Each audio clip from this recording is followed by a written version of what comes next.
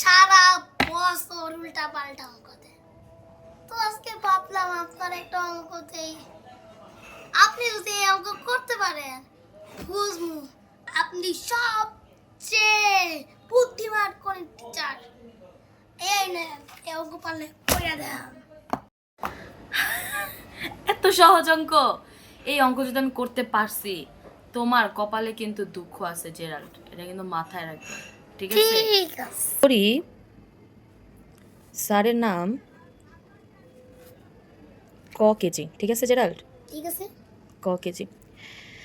এখন প্রশ্নে দেওয়া আছে 1 কেজি আমের দাম 80 টাকা, ঠিক আছে? যেটাকে আমরা এইভাবে লিখতে পারি 80 টাকা। সুতরাং ক কেজি আমের দাম হবে 80 গুণ ক টাকা। তার মানে এখানে আসতেছে আমাদের 80। সুতরাং স্যারের নাম 80।